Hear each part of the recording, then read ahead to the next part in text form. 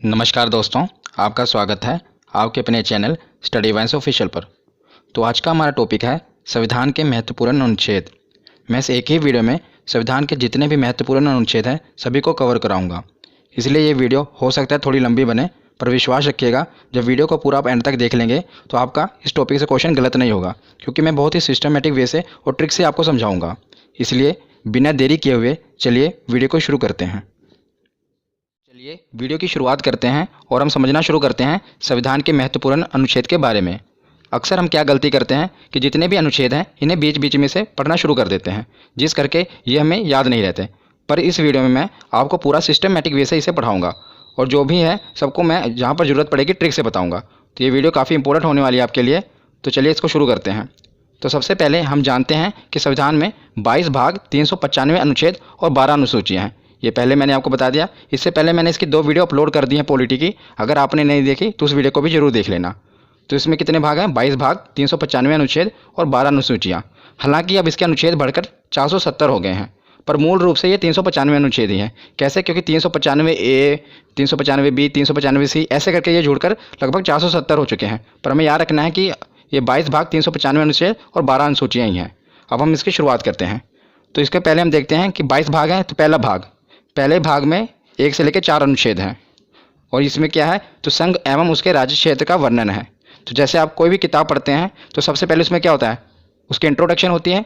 इसी प्रकार जो भारत का संविधान है, ये भारत किसी भी गणतंत्र देश के लिए, लोकतंत्र देश के लिए उसका जो संविधान है सबसे पवित्र पुस्तक होती है उसकी। तो जो भारत का संविधान है इसमें भी पहले इंट्रोडक्शन ही होगी भारत की। तो पहले अनुच्छेद में क्या है? तो पहले अनुच्छेद में बताया है कि भारत राज्यों का संघ है, इंट्रोडक्शन है।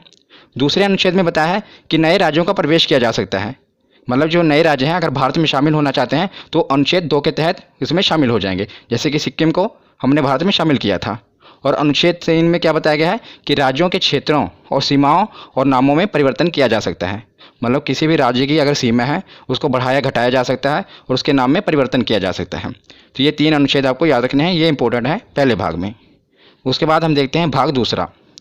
तो भाग दूसरा में 5 से लेकर 11 अनुच्छेद हैं, जिसमें नागरिकता का वर्णन है। बहुत ही इंपॉर्टेंट है, काफ़ी बार पूछा गया है कि नागरिकता का वर्णन किस में है। तो ऑप्शन में ऐसे दिया होता है कि 5 से लेकर 11 अनुच्छेद, 11 से लेकर 16 अनुच्छेद। तो आपको कैसे पता चलेगा कि कौन सा अनुच्छेद है? तो इसे याद करने की बहुत ही अच्छी ट्रिक है। तो इसे आपको कैसे याद रखना है? इसकी ट्रिक है नागपंचमी। नागपंचमी से आप याद रख सकते हैं कि 5 से लेकर 11 अनुच्छेद तक नागरिकता का वर्णन है। कैसे? तो देखिए, नागपंचमी का नाग यानी कि नागरिकता का वर्णन, और पंचमी, तो पंचमी मतलब कि 5 अनुच्छेद से ये शुरू है। 5वें अनुच्छेद से शुरू है ना नागरिकता का वर्णन, 5 से लेकर 11 तक। तो नागपंचमी से आप इसे याद रख सकते हैं कि नागपंचमी जब भी आपके दिमाग में आए तो नागरिकता का नाग और पंचमी मतलब कि 5 से शुरुआत हुई है। उसके बाद हम देखते हैं भाग तीसरा। तो भाग तीसरे में 12 से लेकर 35 अनुच्छेद तक है और इसमें मौलिक अधिकार यानी कि फंडामेंटल राइट्स का वर्णन है। तो इसके ऊपर मैं एक स्पेशल वीडियो बना दूंगा पूरे मौलिक अधिकार के ऊपर, क्योंकि काफ़ी इंपॉर्टेंट है। पर इसमें अभी हमें इतना ही जानना है कि भाग तीसरे में मौलिक अधिकार का वर्णन है। तो मौलिक अधिकार कौन कौन से हैं? जैसे कि समानता का अधिकार हो गया, स्वतंत्रता का अधिकार, शोषण के विरुद्ध अधिकार, धार्मिक स्वतंत्रता का अधिकार, संस्कृति और शिक्षा संबंधी अधिकार और संवैधानिक उपचारों का अधिकार। तो अभी हमें इतना जानना है कि 12 से लेकर 35 तक मौलिक अधिकार हैं।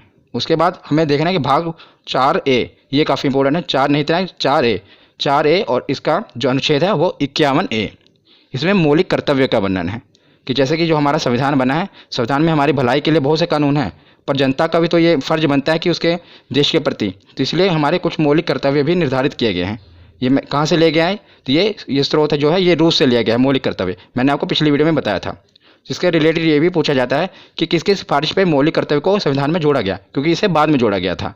तो स्वर्ण सिंह समिति की सिफारिश पर वर्ष 1976 में, याद रखिएगा, वर्ष 1976 में 42वें संविधान संशोधन, मतलब संविधान में अमेंडमेंट किया गया था और 42वें संविधान संशोधन के तहत इसे संविधान में शामिल किया गया था। किसे? मौलिक कर्तव्य को। ये सब कुछ पूछा जाता है कि किस संविधान संशोधन के तहत और कौन सी समिति की सिफारिश पर। तो स्वर्ण सिंह समिति थी और 42वां संविधान संशोधन था। तो 4A के बाद अब हम आगे देखते हैं भाग 5 और भाग 6। इसको साथ ही साथ याद करेंगे, क्योंकि साथ ही साथ इसको आप याद करोगे तो बहुत ही आसानी से याद हो जाएगा। मैं ट्रिक से आपको बताऊंगा। तो भाग 5 में है 52 से लेकर 151 अनुच्छेद और भाग 6 में है 152 से लेकर 237 अनुच्छेद। ये आपको नहीं भी पता होगा तो काम चल जाएगा, क्योंकि मेन क्या पूछा जाता है मैं आगे आपको बताता हूँ। तो भाग 5 में मेनली है राष्ट्रपति के बारे में बताया गया है और भाग 6 में राज्यपाल, क्योंकि दोनों एक ही जैसे हैं केंद्र में जो भूमिका राष्ट्रपति की होती है वही किसी भी राज्य में भूमिका राज्यपाल की होती है। इसलिए मैं इसको साथ साथ कवर कर रहा हूँ, क्योंकि इस तरह आप पढ़ेंगे तो आपको ज़्यादा देर तक याद रहेगा। तो राष्ट्रपति का सबसे ज़्यादा इंपॉर्टेंट अनुच्छेद 52, इतनी बार एग्जाम में पूछा गया, हर बार शिफ्ट में पूछा ही जाता है कि राष्ट्रपति का पद किस अनुच्छेद में वर्णन है, तो अनुच्छेद 52 में। तो इसको आप याद कैसे करेंगे, तो मैं इसको आपको याद करने का तरीका बताता हूँ। तो इसको याद करने की एक ट्रिक है, देखिए अगर आप कोई चीज़ इमेज से याद करते हैं ना तो वो आपके माइंड में ज़्यादा देर तक रहती है, सब कॉन्शियस माइंड में आपके बैठ जाती है और वो चीज़ आप ज़्यादा देर तक याद रख सकते हैं। इसलिए मैं आपको इसे इमेज से याद कराऊंगा। तो आप देख रहे हैं ना अनुच्छेद 52 है, इसी डिजिट से हमें याद होगा राष्ट्रपति पद के बारे में। देखिए जो ये दो देख रहे हैं ना, ये अब दो ऐसा लग रहा है जैसे किसी के आगे झुका हुआ है, गिड़गिड़ा रहा है। आगे आप देख रहे हैं ये 5 मतलब राष्ट्रपति। जब भी आपके दिमाग, क्योंकि जब भी आपको ये आएगा ना तो ऑप्शन ऐसे आएगा 52, ऑप्शन 53, 54, मतलब 7 वाले आएंगे और आपसे पूछा जाएगा कि राष्ट्रपति पद का वर्णन किस में है। तो आपको देखते ही पता लगना जाना चाहिए कि जो इसके आगे जो 2 है वो आपको ऐसा लग रहा है ना कि झुका हुआ है। और आपको पता है राष्ट्रपति के हाथ में बहुत पावर होती है, वो चाहे तो किसी की फांसी की सजा भी माफ़ कर सकता है। तो जो 2 है वो लग रहा है कि आगे उसके गिड़गिड़ा रहा है और माफ़ी मांग रहा है, और जो 5 है आपको देख रहे हैं ना बैठा हुआ है। तो इससे आप पता लगता है कि जो राष्ट्रपति का पद है अनुच्छेद 52 में, ये एक ट्रिक है जिससे आप इसको याद रख सकते हैं। उसके बाद देखते हैं अनुच्छेद 53। अनुच्छेद 53 में क्या है, राष्ट्रपति का पद है तो उसके पास शक्तियाँ भी होंगी और कार्य भी होंगे। तो अनुच्छेद 53 में शक्ति और कार्य का वर्णन है। उसके बाद देखते हैं अनुच्छेद 54 निर्वाचन। देखिए इसकी राइमिंग बैठी ना, 54 निर्वाचन। तो अनुच्छेद 54 में क्या है कि राष्ट्रपति का निर्वाचन कैसे किया जाना है ये उसमें बताया गया है। और उसके साथ हम देखते हैं राज्यपाल का। तो राज्यपाल का भी आप साथ ही में याद करिएगा, बस इसमें क्या करना है, +1 जोड़ना है। तो जैसे 52 है, 52 में क्या हुआ 53, जो आपने 1 जोड़ा वो उसके आगे लगा देना है, क्योंकि राष्ट्रपति और राज्यपाल साथ ही साथ चलते हैं। इसीलिए 52 है, 52 में 1 जोड़ देना, 53 के आगे आप 1 लगा देंगे। तो ये राज्यपाल का पद हो गया। और अनुच्छेद 53 में क्या था, शक्ति कार्य। तो इसका अनुच्छेद 154 में शक्ति कार्य, इसमें भी क्या करना है, 53 में 1 आपको जोड़ना है, 1 54 हो गया और वही 1 उसके आगे लगा देना है। उसके बाद इसमें 54 में निर्वाचन था, इसमें 55 में निर्वाचन है। 54 में आपको 1 जोड़ना है और वही 1 इसके आगे लगा देना है। तो इन तीनों से आप ये तीनों साथ साथ याद कर रहे हैं, देखा कितनी आसानी तरीके से। और ये सभी 6 के 6 पूछे जाते हैं। आप एक ट्रिक से सबको याद कर सकते हैं। बस आपको क्या करना है, जैसे आपको ये इमेज से याद रहेगा ना राष्ट्रपति पद के बारे में, तो आपको पता हो कि राष्ट्रपति का पद है 52 पे, तो आगे उसकी शक्ति है, उसके बाद निर्वाचन है। तो 52 में आपने 1 जोड़ा, कितना हुआ 53, जो आपने 1 जोड़ा वो उसके आगे लगा देना 153। तो उसमें राज्यपाल का पद है, उसके आगे उसके शक्ति कार्य हैं, उसका निर्वाचन है। इसे आप दोनों याद रख सकते हैं। उसके बाद हम राष्ट्रपति के आगे देखते हैं कि निर्वाचन तो हो गया, और राष्ट्रपति को हटाया कैसे जाएगा, क्योंकि यह तो लोकतंत्र है, मतलब यहाँ पर कोई भी सिक्योर नहीं है, हर आदमी के पीछे कोई ना कोई बैठा है उसको हटाने के लिए। तो अब इसमें देखते हैं अनुच्छेद 61, ये भी काफ़ी बार पूछा गया है, महाभियोग। तो महाभियोग, इसके द्वारा राष्ट्रपति को उसके पद से हटाया जा सकता है, महाभियोग के द्वारा।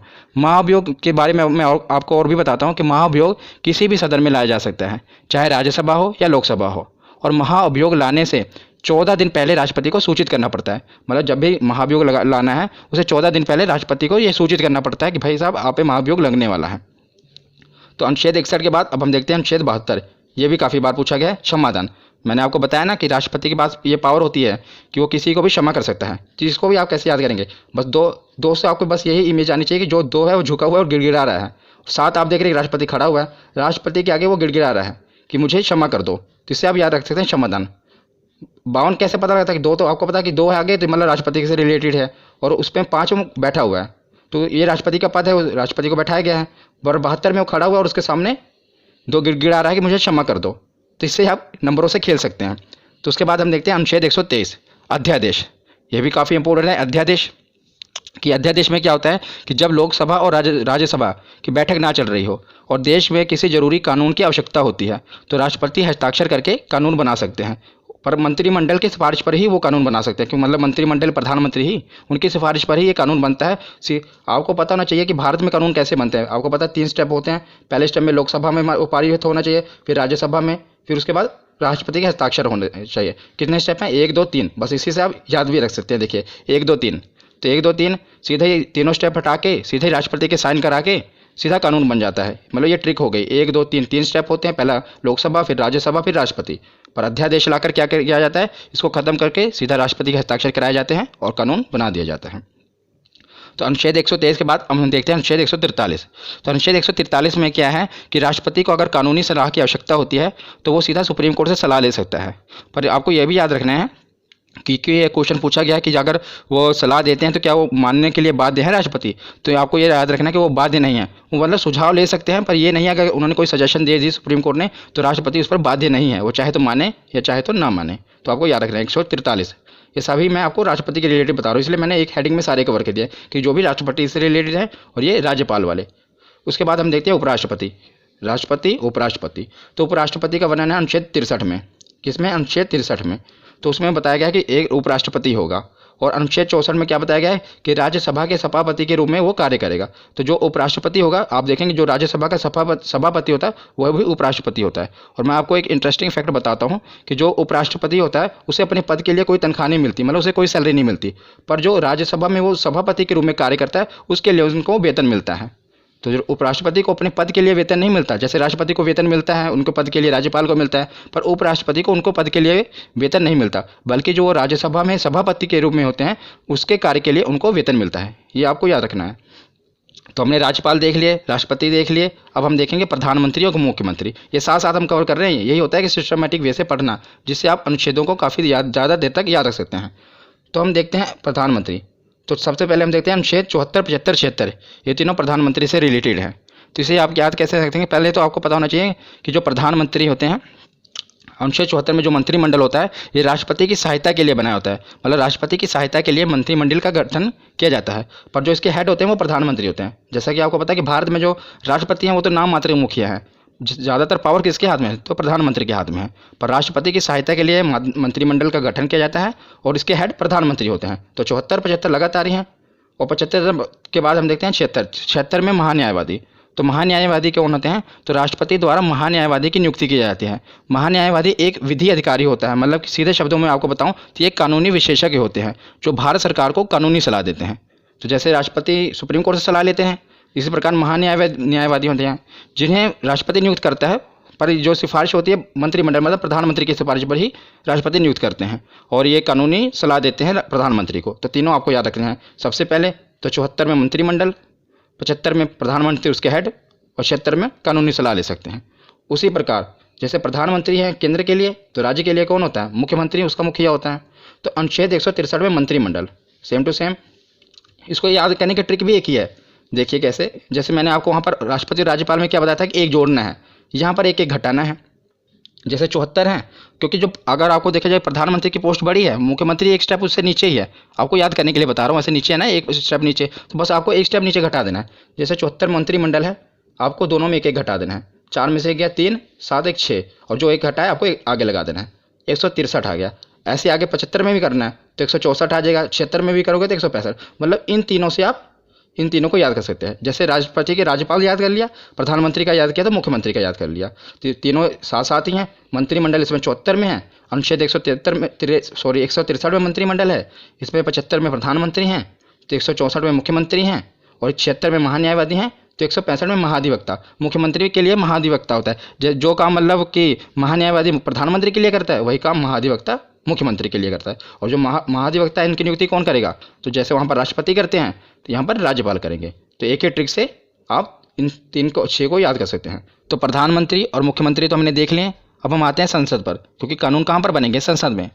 तो ये तो आपको याद ही होगा क्योंकि काफ़ी इंपॉर्टेंट है, आपने याद किया ही होगा। संसद का जो वर्णन है अनुच्छेद 79 में है, 79, और उसके बाद 80 और 81 लगातार ही है, राज्यसभा और लोकसभा। तो कई बार क्या होता है हम इनके क्रम में मिस्टेक कर देते हैं, कई बार हम भूल जाते हैं कि 80 में लोकसभा आएगा या राज्यसभा आएगा। तो इसे याद करना बहुत ही सरल है और इसकी ट्रिक भी सरल है। सा से पहले संसद आएगा, रा से राज्यसभा, ला से लोकसभा, सरल। तो आप इसके क्रम को याद रख सकते हैं, पहले संसद आएगा, फिर राज्यसभा आएगा, फिर लोकसभा आएगा। ये तो केंद्र के लिए होगा। उसी प्रकार राज्य में भी है। तो जैसे केंद्र में बोला संसद है, उसी प्रकार राज्य में है विधानमंडल। मतलब राज्य में कोई कानून बनाना होता है तो विधानमंडल के तहत बनता है।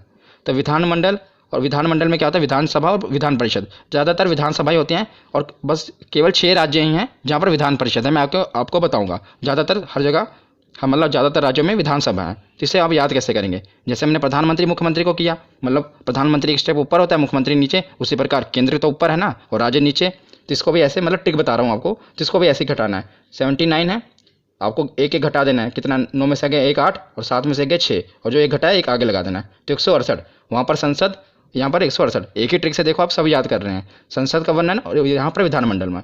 उसके बाद हम देखते हैं लोकसभा। तो लोकसभा 81 है, 81 में भी आपको 11 घटा देना है। 1 में गए 0, 8 में से गए 7, और आगे एक जो घटा है लगा देना है 170। तो वहाँ पर लोकसभा और यहाँ पर विधानसभा, इसको भी आप याद कर सकते हैं। तो विधानसभा के बाद ये है विधान परिषद। ये मतलब हर जगह नहीं है, सिर्फ केवल 6 राज्यों में है। तो 6 राज्यों में है। ये भी कई बार पूछ लिया जाता है कि बताओ कि विधान परिषद किन किन राज्यों में है। तो इसकी भी एक ट्रिक है, इसकी ट्रिक है टीबी, जुकाम। क्या? टीबी और जुकाम। इससे आप याद रख सकते हैं कि कहाँ कहाँ पर विधान परिषद है। टी से जैसे हो गया तेलंगाना, बी से हो गया बिहार, तेलंगाना और बिहार। जैसे जम्मू कश्मीर, तो ये जम्मू कश्मीर पहले था, लेकिन अब जब से ये केंद्र शासित प्रदेश बन गया है तो यहाँ पर विधान परिषद खत्म कर दी गई है। और ये पूछा जाता है कि किस राज्य में विधान परिषद खत्म कर दिया गया है, तो याद रखिएगा अब तो केंद्र शासित बन गया ना, तो जम्मू कश्मीर में। तो ये आप ट्रिक है, इसलिए मैंने आपको पूरा बता दिया, पर आपको ये भी याद होना चाहिए कि जे अब खत्म हो चुका है। यू से उत्तर प्रदेश, के से कर्नाटक, ए से आंध्र प्रदेश और एम से महाराष्ट्र। आंध्र प्रदेश भी अब जो है अपनी विधानसभा में उसने ये प्रस्ताव पारित किया है कि हमारे यहाँ विधान परिषद को खत्म कर दिया जाए, पर अभी वर्तमान में खत्म नहीं हुई है। तो कि 6 राज्यों में अभी भी है, पहले तेलंगाना, बी से बिहार, जम्मू कश्मीर खत्म हो गया, तो 1 2, यू से उत्तर प्रदेश 3, के से कर्नाटक 4, ए से आंध्र प्रदेश 5 और एम से महाराष्ट्र 6। तो मैंने आपको विधान परिषद भी बता दिए क्योंकि ये भी पूछे जाते हैं। तो हमने संसद को भी कवर कर लिया ट्रिक से, और विधानमंडल, विधानसभा और विधान परिषद को भी कवर कर लिया। तो संसद के कुछ और भी अनुच्छेद हैं जो पूछे जाते हैं, मैंने साथ ही कवर कर दिए, उसे भी देख लेते हैं। तो हम आते हैं अनुच्छेद 100 पे। कई बार पूछा गया अनुच्छेद 100 में किसका वर्णन है? निर्णायक मत। निर्णायक मत क्या होता है कि मतलब कि अगर यदि लोकसभा में किसी मुद्दे पर वोटिंग हो रही है और जो वोटिंग है वो बराबर हो जाए, यानी कि निर्णय ना हो पा रहा हो, तो उस समय क्या होता है कि अध्यक्ष महोदय अपना निर्णायक मत देंगे। तो अध्यक्ष महोदय जिस पे अपना मत दे देंगे उसे ही पारित कर लिया जाएगा। मान लीजिए कि वो हाँ के पक्ष में अपनी वोट दे रहे हैं तो कानून को पारित कर दिया जाएगा, ना के पक्ष में अपनी वोट दे रहे हैं तो कानून को पारित नहीं किया जाएगा। मतलब जबकि इसको याद रखना भी आसान है। देखिए 100 है ना, मतलब जब भी 50-50 बात आ जाए कि ना कानून का निर्णय ना हो पा रहा, 50-50 बात आ जाए, 50-50 होते हैं, तो एक वोट जो वहाँ पर अध्यक्ष महोदय हैं उनका निर्णायक मत माना जाएगा। तो अनुच्छेद 100 में निर्णायक मत का वर्णन है। 100 के बाद देखते हैं अनुच्छेद 108। तो अनुच्छेद 108 में संयुक्त अधिवेशन कब बुलाया जाता है मैं आपको बताता हूँ। मान लीजिए लोकसभा में कोई चीज़ पे बिल पर बहस चल रही है और कोई निर्णय नहीं लिया जा पा रहा है, तो क्या किया जाता है कि लोकसभा में बिल अटका पड़ा है और राज्यसभा में भी अभी पहुंचा नहीं, तो लोकसभा और राज्यसभा के दोनों की संयुक्त अधिवेशन बुलाया जाता है। ये राष्ट्रपति बुलाते हैं जब वो बहुत ही मतलब जरूरी हो कानून बनाना, तो लोकसभा और राज्यसभा दोनों को बुलाया जाता है, इसलिए संयुक्त अधिवेशन किसमें है? 108 में। उसके बाद देखते हैं अनुच्छेद 110 और अनुच्छेद 117 दोनों आपको याद रखने हैं। 110 में धन अधिवेशन और 117 में वित्त विधेयक। इसको धन विधेयक भी कहते हैं, धन विधेयक और वित्त विधेयक। ये काफ़ी कन्फ्यूजिंग है, धन विधेयक और वित्त विधेयक कई बार पूछे गए हैं। मतलब इसका पूछा क्या जाता है, इसकी डेफिनेशन पूछी जाती है, इसमें होता क्या है ये भी पूछा जाता है कि 10 में क्या है। पहले तो आप याद रखें 10 और धन। 110 में धन अधिवेशन और 117 में विधेयक, धन विधेयक और वित्त विधेयक। तो धन विधेयक क्या होता है, सरल भाषा में आपको बताता हूँ कि सरकार की धन लाने की प्रक्रिया को धन विधेयक कहते हैं। मतलब सरकार की धन जुटाने की प्रक्रिया को धन विधेयक कहते हैं और जुटाए हुए धन को विकास पर खर्च करने की प्रक्रिया को वित्त विधेयक कहते हैं। ये सरल शब्दों में है। और अब मैं आपको थोड़ा और इसको डिफाइन करूं तो जैसे आपको पता है विधेयक 2 प्रकार के होते हैं, धन विधेयक और वित्त विधेयक। धन विधेयक सबसे पहले लोकसभा में प्रस्तुत किया जाता है, ये आपको याद रखना है कि सबसे पहले से कहाँ प्रस्तुत किया जाता है, लोकसभा में प्रस्तुत किया जाता है। और धन विधेयक होता क्या है, जब सरकार को टैक्स से रिलेटेड कोई बिल लाना है, मतलब टैक्स घटाना है बढ़ाना है, तो उसे धन विधेयक कहेंगे। और सरकार को बोरोइंग यानी कि कर्ज लेना है, तो जो बिल होगा, जो कर्ज लेने के लिए जो बिल पेश किया जाएगा उसे धन विधेयक कहेंगे। मतलब धन जुटाना ही है ना, बोरोइंग करना, कर्ज लेना है। और जो उस कर्ज लिए हुए धन को, मतलब जो भी सरकार ने धन जुटाया है उसको खर्चा करना है, पुल बनाना है, सड़कें बनानी है, तो वो वित्त विधेयक में होगा। तो याद रखिएगा धन विधेयक और वित्त विधेयक ये दोनों साथ साथ हैं। 110 में धन विधेयक है और 117 में वित्त विधेयक है। उसके बाद हम देखते हैं 112 बजट। 12 देखिए, इसको राइमिंग से आप याद सकते हैं, 12 बजट 2 बार बोलेंगे, याद रखेगा। अनुच्छेद 112 बजट। ये भी आपको बजट पता ही होगा कि एक साल का पूरा मतलब जो लेखा जोखा होता है सरकार की, यहाँ पर खर्च करेगी, कहाँ से इनकम आएगी, सब बजट में पेश किया जाता है। मतलब उसमें और 112 के बाद है अनुच्छेद 116। तो जब सरकार बजट पेश करती है तो कई कुछ खर्चे उसमें रह जाते हैं, जो कुछ खर्चों का वर्णन है फिर सरकार बाद में क्या कहते हैं, ये तो नहीं करेगी, बाद में 1 साल के बाद फिर बजट आएगा तब पेश करेगी। बीच में बजट से नहीं होता, उसके बीच में ही अलग से बिल के रूप में लाकर संक्षेप में एक बिल पास करा लिया जाता है, जिसे लेखानुदान कहते हैं। तो इस पहले बजट पेश होगा, बजट में अगर मतलब कुछ रह गया, कुछ खर्चे का वर्णन नहीं है, तो लेखानुदान में अनुच्छेद 116। तो आपको ये याद रखना है। उसके बाद हम देखते हैं, अब हमने प्रधानमंत्री, मुख्यमंत्री, राज्यपाल, उपराज्यपाल सब कवर कर लिए। अब हम आते हैं सुप्रीम कोर्ट, हाई कोर्ट पर। संसद भी हो गया कवर। इस प्रकार आपको पढ़ते जाना क्रम वाइज, इससे आपको याद रहेंगे। अब सुप्रीम कोर्ट और हाई कोर्ट को देखते हैं। तो 124 में सुप्रीम कोर्ट का गठन होगा और 131 में सुप्रीम कोर्ट के अधिकार हैं। तो 124 में क्या है, सुप्रीम कोर्ट का गठन होगा भारत में, और 131 में सुप्रीम कोर्ट के अधिकार हैं, और 148 में CAG की नियुक्ति। तीनों आपको याद रखने हैं, तीनों सुप्रीम कोर्ट से रिलेटेड मैंने पहले उठाए हैं। 124, 131 और 148। पहले सुप्रीम कोर्ट का गठन होगा। 131 में बताया कि सुप्रीम कोर्ट की क्या पावर है, कहाँ कहाँ उसका अधिकार क्षेत्र है।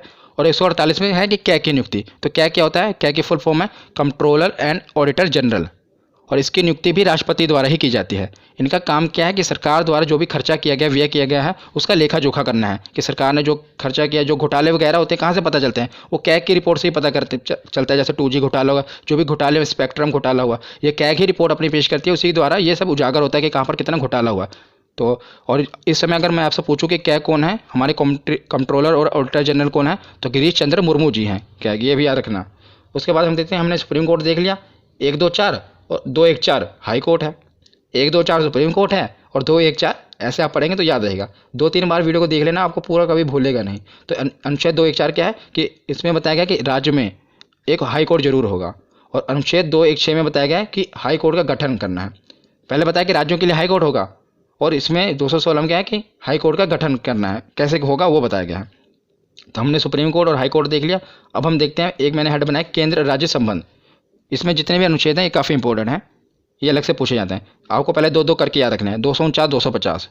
तो 249 में क्या है कि राज्य सूची विषय पर कानून बनाने की शक्ति। तो राज्य सूची विषय क्या होता है, मैं आपको बताता हूँ कि राज्य सूची मतलब है कि वह विषय जिस पर राज्य कानून बनाता है। राज्य सूची विषय, कुछ विषय होते हैं ना जिस पर सिर्फ राज्य कानून बना सकता है, कुछ पर सिर्फ केंद्र कानून बना सकता है। पर जो राज्य सूची विषय है इसमें सिर्फ राज्य कानून बनाता है, पर और मतलब कि विधानमंडल में कानून बनता है, वहाँ यहाँ केंद्र द्वारा बनाया गया संसद में बनता है, और मतलब राज्य का विधानमंडल में बनता है। पर कुछ विषय हैं जिस पर संसद भी कानून बना सकती है, उसे अनुच्छेद 249 में रखा गया है कि जो कुछ विषय हैं जिस पर क्या है केंद्र भी कानून बना सकते हैं।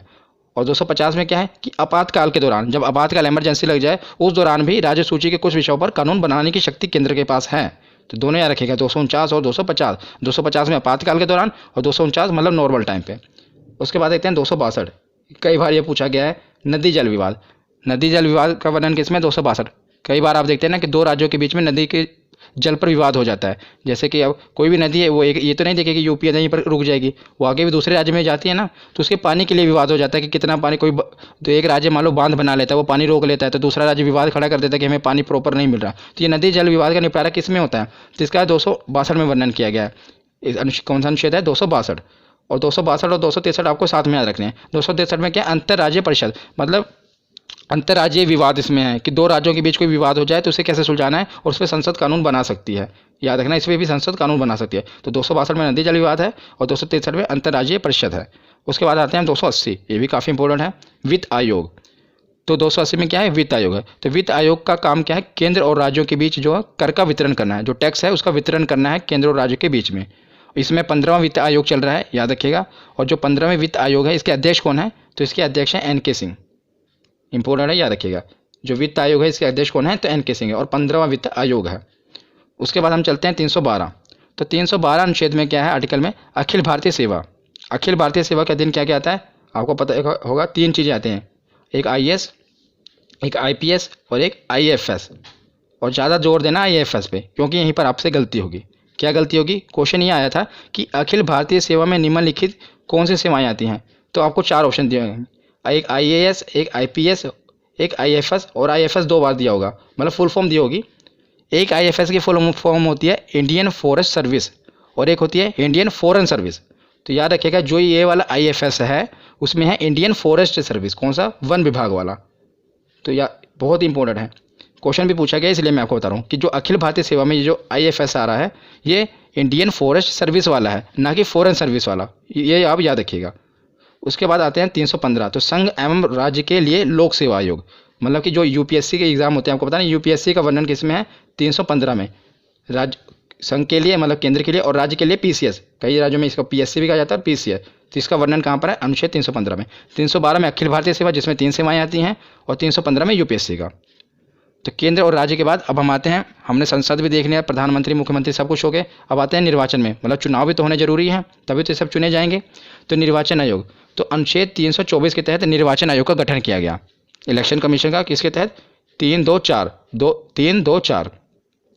तो उसके बाद आते हैं राजभाषा, और अनुच्छेद 343 के तहत हिंदी हमारी राज्य भाषा है। याद रखिएगा, राज्य भाषा कहा है मैंने, राष्ट्रभाषा नहीं। अनुच्छेद 343 के तहत हिंदी जो हमारी है राजभाषा है। और कौन सी लिपि, तो देवनागरी लिपि है। उसके बाद ये है सबसे मोस्ट इंपॉर्टेंट, आपातकाल। हर बार पूछे जाते हैं एग्जाम में, और तीनों याद करने भी बहुत ही सरल हैं। 352, उसमें 4 जोड़ा 356, उसमें 4 जोड़ा 360, 52 4 56 4 60। तो 352 में क्या है, राष्ट्रीय आपातकाल। तो 352 में क्या है, राष्ट्रीय आपातकाल। जब देश में राष्ट्रीय आपातकाल कब लगता है, जब देश में दूसरे देश से युद्ध हो जाए और या कोई आंतरिक विद्रोह हो जाए, पूरे अपने भारत में देश में आंतरिक विद्रोह बड़े पैमाने पर हो जाए, तब राष्ट्रीय आपातकाल लगा दिया जाता है। इंदिरा गांधी के समय भी लगा था, इमरजेंसी लगी थी ना। तो जब देश में दूसरे देश से या तो युद्ध हो रहा हो, जैसे चाइना के साथ युद्ध हो, उस समय इमरजेंसी लगी थी, या पूरा आंतरिक विद्रोह हो गया हो बड़े पैमाने पर, तब राष्ट्रीय आपातकाल लगता है। और 352 के बाद 356 में क्या है, राष्ट्रपति शासन। जब किसी राज्य की मतलब संसदीय व्यवस्था पूरी तरह खत्म हो जाए तो वहाँ पर राष्ट्रपति शासन लग जाता है। और किसी राज्य की सरकार भी गिर जाए और जब तक चुनाव ना, तब भी आपको पता है राष्ट्रपति शासन लगा दिया जाता है। तो 52 में राष्ट्रीय आपातकाल पूरे भारत में, और 56 में राष्ट्रपति शासन। और 56 के बाद आता है 360, वित्तीय आपातकाल। तो वित्तीय आपातकाल क्या है, जब देश की इकोनॉमिकल कंडीशन, आर्थिक जो व्यवस्था है बहुत ख़राब हो जाए, तब वित्तीय आपातकाल लग जाता है। पर याद रखिएगा, अभी तक भारत में एक बार भी वित्तीय आपातकाल नहीं लगा है।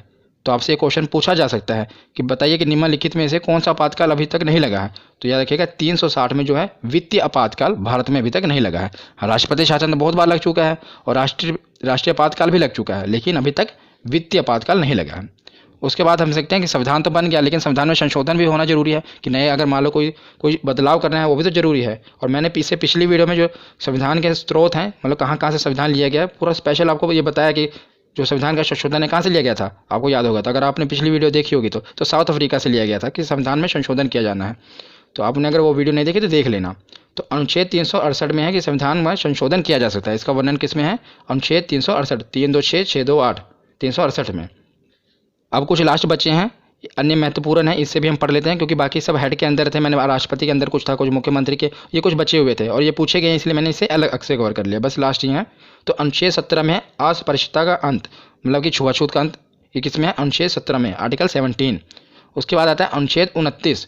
तो 29 में क्या है, अल्पसंख्यक हितों का संरक्षण। काफ़ी बार पूछा गया है कि प्रोटेक्शन ऑफ माइनॉरिटी, अल्पसंख्यक हितों का संरक्षण किसमें है, तो अनुच्छेद 29 में है। तो इसे आप कैसे याद रख सकते हैं, बस उन्हीं नंबरों से खेलिए। 29 धोगी में तो मैंने आपके दिमाग में फिट कर दी, क्या है कि आदमी गिड़गिड़ा रहा है, झुका हुआ है। देखिए, जब तक अल्पसंख्यक थे पहले उनके लिए कोई कानून नहीं था, बेचारे झुके हुए थे। तो जैसे उनके लिए कानून आया वो खड़े हो गए थे। नो क्या बता रहा है आपको कि वो पूरा एकदम सीना तान के खड़ा है, पहले गिड़गिड़ा रहे थे।